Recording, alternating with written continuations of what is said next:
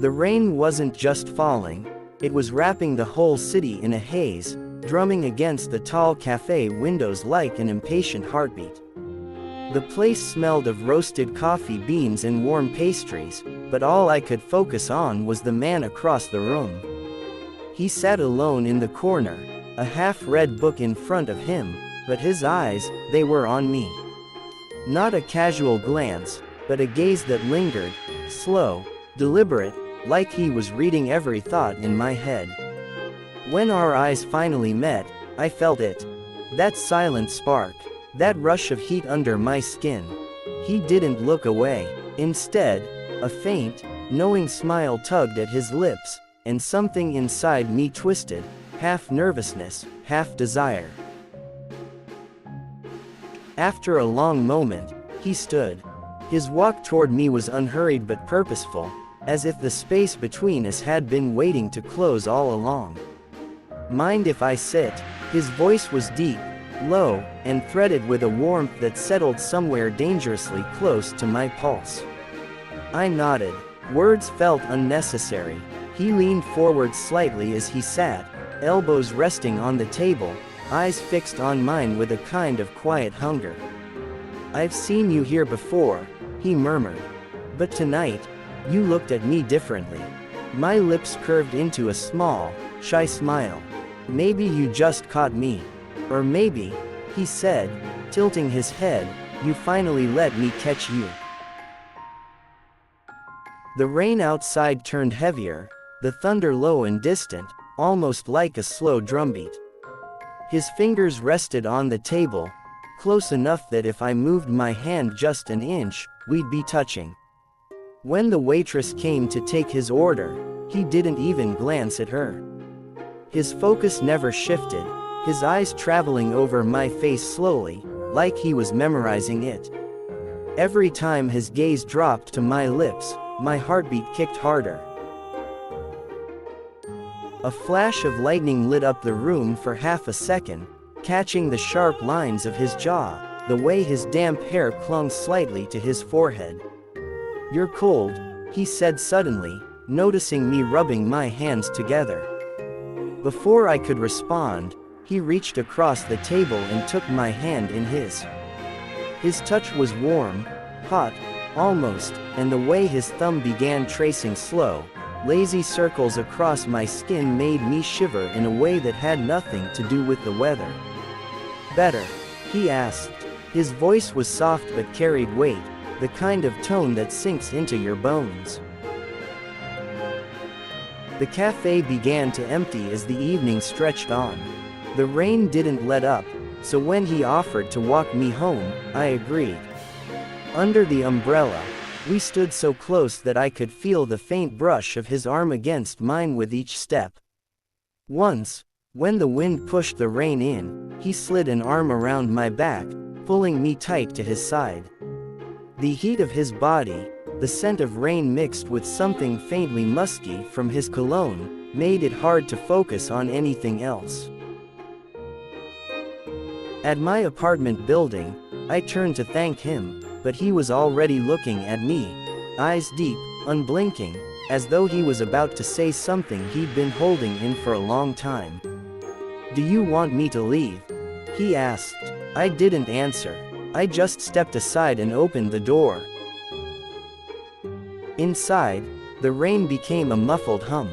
My heart thudded as I set my bag down, only to find him standing closer than before, close enough that I could feel the faint warmth radiating from his damp clothes.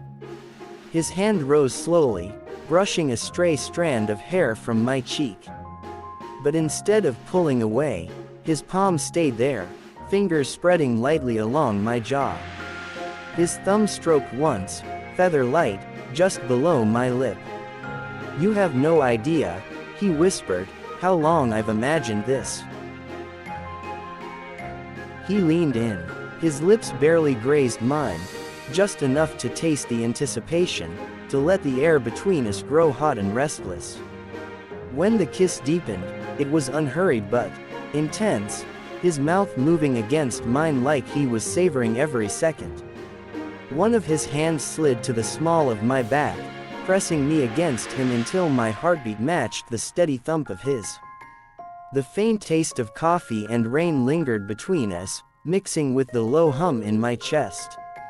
My fingers curled into his shirt, feeling the tension in the muscles beneath.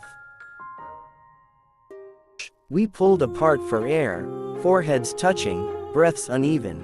"Tell me to stop," he murmured, voice rough. I didn't. I couldn't. Instead, I leaned in, brushing my lips over his again, slower this time, letting it linger until the heat between us felt almost unbearable. The rest of the night was a blur of closeness, his lips trailing to my cheek, my jaw, the faintest brush at the curve of my neck, his breath warm against my ear when he whispered something I couldn't quite catch.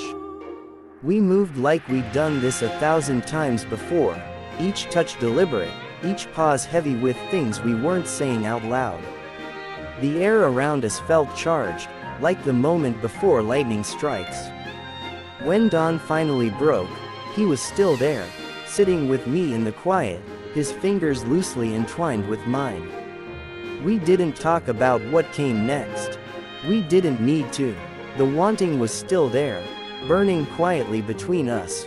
And somehow, that fire felt even hotter than if we'd let it consume us. The next evening, the rain had stopped, but the city felt just as heavy, as if the storm had moved inside me.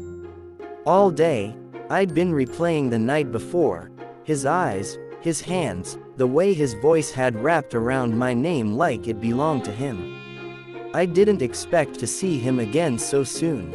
And yet, when my doorbell rang just after 9, I already knew it was him.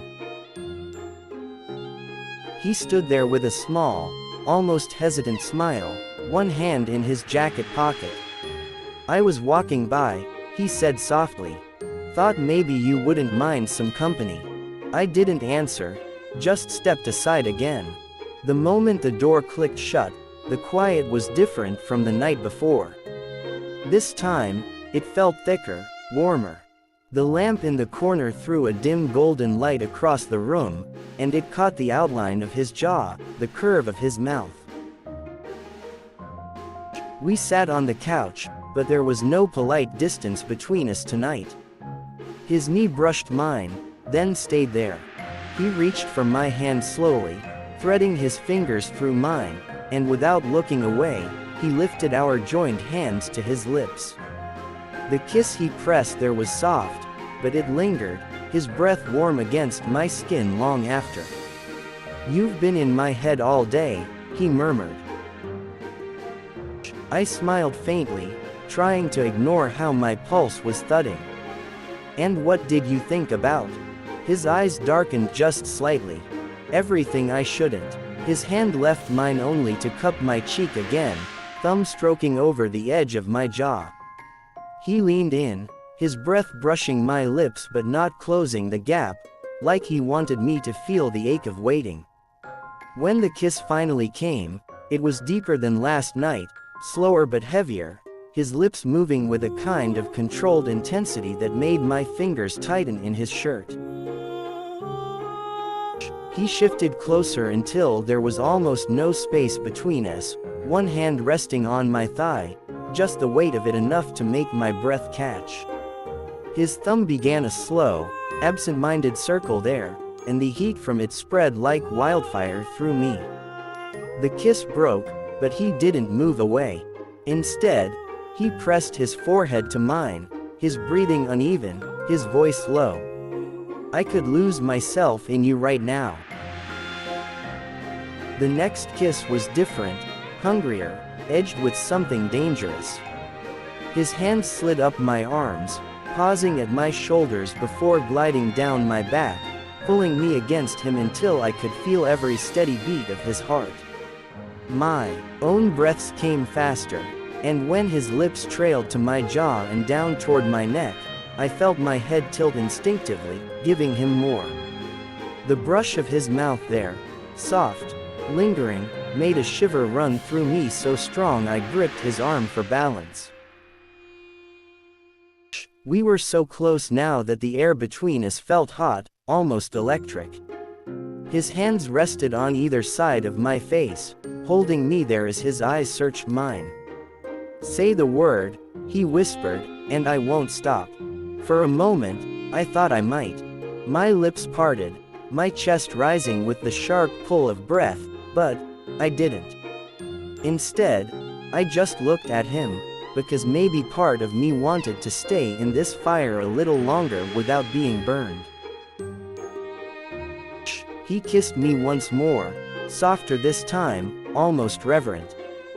Then he pulled me into his arms, and we stayed like that, no more words, just the quiet thrum of heat that refused to fade. By the time he left, the night felt changed. We hadn't crossed the line, but the line itself had moved so close I could feel it humming beneath my skin. And I knew, next time, there would be no stopping.